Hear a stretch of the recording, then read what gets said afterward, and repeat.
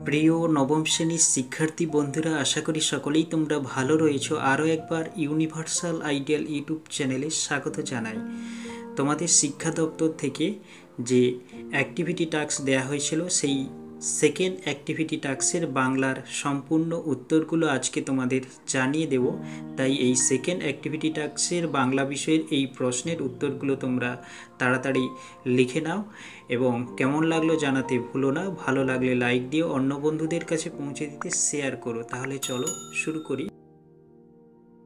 মুকুন্দ চক্রবর্তী কলিঙ্গ দেশে ঝড় বৃষ্টি এই কাব্যাংশ থেকে নেওয়া হয়েছে এই প্রথম প্রশ্নটি। চারি মেঘে জল দেয় অষ্টগজরাজ, অষ্টগজরাজের পরিচয় দাও। তো প্রথমে তোমাদের ছোট্ট করে ভূমিকা হিসেবে লিখে নিতে হবে।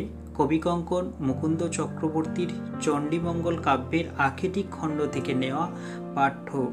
কলিঙ্গ দেশে ঝড় বৃষ্টি কাব্যাংশে চণ্ডী দেবীর ইচ্ছানুযায়ী কলিঙ্গ দেশে ভয়ঙ্কর প্রাকৃতিক বিপর্যয় ঘটে।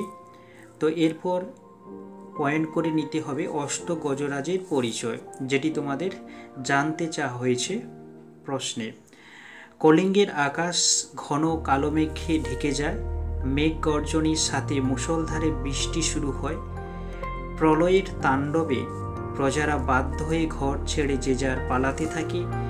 কবি মনে করেন বৃষ্টি এতটাই বেশি ছিল যেন আটটি দিকের পাহারাদার হিসেবে থাকা আটটি হাতি, ঐরাবত, পুণ্ডরিক, হাতিগুলোর নাম তোমরা জেনে নাও, বামন, কুমুদ, অঞ্জন, পুষ্পদন্ত, সার্বভৌম ও সুপ্রতীক যেন তাদের সুরের দ্বারা চারটি মেঘেরও নাম জেনে নাও, সংবর্ত, আবর্ত, পুষ্কর ও দ্রোণ জল দিচ্ছে। আর এই জন্য প্রচুর বৃষ্টিপাতের ফলে সব জলে ডুবে একাকার হয়। তো এরপর দ্বিতীয় যে প্রশ্নটি দেয়া হয়েছে এই সেকেন্ড অ্যাক্টিভিটি টাস্কে, ধীবর বৃত্তান্ত নাট্যাংশে দুই রক্ষীর কথাবার্তায় সমাজের কোন ছবি ফুটে উঠেছে? এক্ষেত্রে প্যারা করে নিতে হবে এবং তাতে লিখে নাও, সংস্কৃত নাট্যজগতের স্বনামধন্য নাট্যকার কালিদাসের অভিজ্ঞান শকুন্তলম নাটকের ষষ্ঠ অঙ্কের ধীবর বৃত্তান্ত নাট্যাংশে জানুক ও সূচক নামে দুই রক্ষীর কথাবার্তায় তৎকালীন সমাজের বাস্তব সমাজচিত্র উঠে আসে। এরপর প্যারা করে নাও যে প্রকৃত সত্যতা না জেনে অপরাধী মনে করে বা মনে করা। তো এই অংশে লিখে নাও, দুই রক্ষী আংটি চুরির অপরাধে ধীবরকে ধরে তারা চোর বলে মনে করেছে, ধীবরের কথাকে কোনো গুরুত্ব দেয়নি। এই মানসিকতা তৎকালীন সমাজে দেখা গিয়েছিল। যাই হোক, এরপর পয়েন্ট লেখো ক্ষমতার অপপ্রয়োগ। তো এই অংশে লিখে নাও, রাজকর্মচারী হওয়ার সুবাদে ধীবরকে চোর মনে করে দুই রক্ষী ধীবরকে পিছনে হাত বাঁধা অবস্থায় নিয়ে আসে। এরপর পয়েন্ট করে নাও অপরাধীকে নিয়ে ব্যঙ্গ বিদ্রুপ করা। রক্ষীরা ধীবরকে চোর মনে করে নানান ব্যঙ্গ বিদ্রুপ করতেও পিছপা হয় না, তাই ধীবরকে বাটপার, গাঁট কাটা সম্বোধন করেছে। এক্ষেত্রে বাটপাড় এবং গাঁট কাটা এগুলো ইনভার্টেড কমার মধ্যে রাখবে। পরের যে পয়েন্ট, রাজার আদেশের আগে অপরাধীর শাস্তি নিরূপণ। তো এই পয়েন্টের মধ্যে লিখে নাও, ধীবরের সম্পর্কে রাজার প্রকৃত আদেশের পূর্বে রক্ষীরা ধীবরকে বলেছে, ইনভার্টেড কমার মধ্যে লিখবে, হয় তোকে শকুনি দিয়ে খাওয়ানো হবে, না হয় কুকুর দিয়ে খাওয়ানো হবে। এইভাবে তৎকালীন সময়ের এই দুই রক্ষীর মধ্য দিয়ে বা কথাবার্তার মধ্য দিয়ে নানান সমাজের চিত্র পাওয়া যায়। তারপর তোমাদের যে প্রশ্নটি দেয়া হয়েছে সেটি ইলিয়াস গল্প থেকে। এটা খুবই জ্ঞানের কথা। কার কোন কথাকে জ্ঞানের কথা বলা হয়েছে? এই উত্তরের জন্য তোমরা পয়েন্ট করো জ্ঞানের কথা। এই পয়েন্টের মধ্যে লেখো, বিশিষ্ট রুশ সাহিত্যিক লিও তলস্তয়ের লেখা ইলিয়াস গল্পে কেন্দ্রীয় চরিত্র ইলিয়াসের মোহাম্মদ শাহর বাড়িতে আসা অতিথিদের জীবন অভিজ্ঞতার মূল্যবান কথাকে জ্ঞানগর্ভ মোল্লা জ্ঞানের কথা বলেছেন। তো এরপর পয়েন্ট করো ইলিয়াসের যে কথাকে জ্ঞানের কথা বলা হয়েছে। এই পয়েন্টের মধ্যে ইলিয়াসের যে প্রকৃত কথাগুলোকে বা ইলিয়াস যা বলেছিল সেই বিষয়টিকে বা সেই কথাগুলোকে জ্ঞানের কথা বলা আছে তা জেনে নাও। ইলিয়াসের সম্পূর্ণ জীবন ভাগ্য বিড়ম্বিত সুখ দুঃখের উত্থান পতনের ইতিহাস। সে কারণে এক সময় প্রচুর ধনী হওয়া সত্ত্বেও সেই সময় ইলিয়াস দম্পতি প্রকৃত সুখের সন্ধান পায়নি। নানান চিন্তায় তাদের জীবনে অশান্তি ভরে ওঠে। অবশেষে সব কিছু সম্পদ হারিয়ে প্রতিবেশী মোহাম্মদ শাহর বাড়িতে ভাড়াটে মজুরের মতো থেকে 50 বছর ধরে সুখ খুঁজে খুঁজে এতদিন পর প্রকৃত সুখ খুঁজে পেয়েছে। ইলিয়াসের এই কথা শুনে জীবনের সাধারণ মানসিকতা সম্পন্ন অতিথিরা হাসলেও মোল্লা ইলিয়াসের এই মূল্যবান কথাগুলোকে জ্ঞানের কথা বলেছে। তো তারপর যেটি প্রশ্ন, আমার ছাত্র আমাকে অমর করে দিয়েছে, বক্তাকে কিভাবে তিনি অমরত্ব লাভ করেছেন? এক্ষেত্রে পয়েন্ট করে না প্রশ্নোত্থিত লাইনের বক্তা।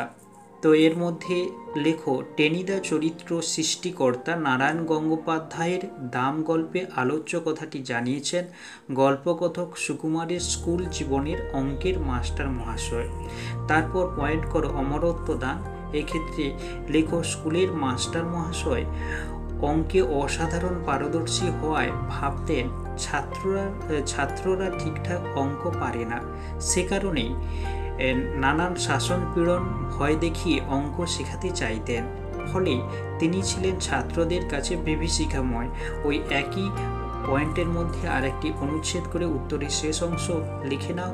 এই মাস্টার মহাশয়ে ছাত্র গল্পকথক সুকুমার পরবর্তীকালে পত্রিকার কর্তৃপক্ষের অনুরোধে এই বিভীষিকাময় অঙ্কের মাস্টার মহাশয়কে নিয়ে একটি গল্প লিখেছিলেন। সেই গল্প ছাপার অক্ষরে দেখে মাস্টার মশাই ভেবেছেন তার ছাত্র দ্বারা তিনি অমর হয়ে গেছেন। তো এরপর যে প্রশ্নটি দেয়া হয়েছে, নগর কবিতায় নগর কিসের প্রতীক তা বুঝিয়ে দাও। এক্ষেত্রে প্যারা করে তোমরা জেনে নাও উত্তরটি। আধুনিক কাব্য সাহিত্যের প্রতিভাবান কবি অজিত দত্তের সাদা মেঘ কালো পাহাড় কাব্যের নগর কবিতায় নগর শব্দের অর্থ জীবনের নানান বন্ধন বা স্থিতিশীলতার প্রতীক বা নগর যার প্রতীক। তো এরপর পয়েন্ট করে জেনে না নগর বন্ধনের প্রতীক হওয়ার কারণ। তো এক্ষেত্রে এর উত্তরটি জেনে নাও। কবি রোমান্টিক স্বপ্ন কল্পনাময় মন সাংসারিক দায়িত্ব কর্তব্যের বাধা মেনে নিতে রাজি নয়, তাই তিনি সাহিত্য সম্ভার নিয়ে চলে যেতে চান 7 সমুদ্রের পাড়ে। অথচ সাংসারিক কর্মময় জীবনের নানান দায়িত্ব কর্তব্যের বেড়াজাল কবিকে যেন শক্ত করে বেঁধে রাখে। কবির এই বাঁধনকে স্রোতের গতিময়তা বিদ্রূপ করে। কবিতায় দাঁড় টানা বৃথা জেনেও দাঁড় টেনে যান। কবির কথায় ইনভাইটেড কমার মধ্যে দুটো লাইন কবিতার তোমরা লিখে নাও। তরিভরা পণ্য নিয়ে পাড়ি দিতে সপ্ত সিন্ধু পারে, নগর কখন জানি পড়ে গেছে তটের কিনারে। কবি বাস্তবতার সাংসারিক সামাজিক বন্ধনে আবিষ্ট থাকেন, অর্থাৎ এটাই নগররূপী বাধা। তো তারপর যে প্রশ্নটি তোমাদের জন্য দেয়া হয়েছে, কন্যা কৈন্যা কোণে, এক্ষেত্রে ধ্বনি পরিবর্তনে কোন রীতি অনুসৃত হয়েছে? উত্তরটি হলো অভিশ্রুতি এই রীতি এটির উদাহরণ।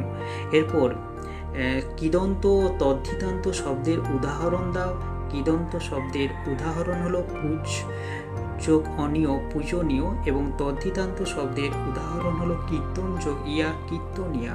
এরপর মৌলিক স্বরধ্বনির সংখ্যা কয়টি? এক্ষেত্রে 7টি মৌলিক স্বরধ্বনি রয়েছে। তো উত্তরটি হলো 7টি। তো যাই হোক, তোমাদের সেকেন্ড অ্যাক্টিভিটি টাস্কের এই প্রশ্ন উত্তরগুলো জানিয়ে দিলাম। এই চ্যানেলে নতুন হলে এইরকম আরও নানান তোমাদের বাংলা বিষয়ের ভিডিও পাওয়ার জন্য অবশ্যই চ্যানেলটিকে ভালো লাগলে সাবস্ক্রাইব করে নিয়ে বেল আইকন প্রেস করো। সকলেই